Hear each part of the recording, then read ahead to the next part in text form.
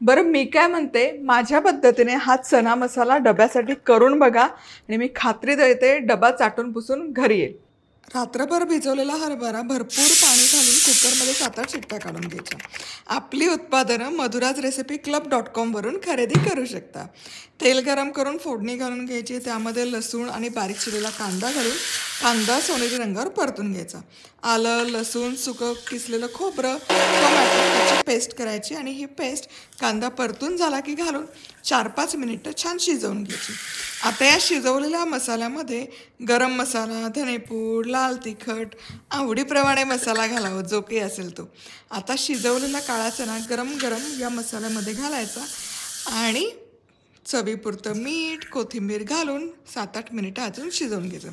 बरं एवढी मस्त चवीची आणि चमचमीत भाजी डब्यात देऊन कोणी खाल्ली नाही तर तुम्ही काय करता कमेंट करून नक्की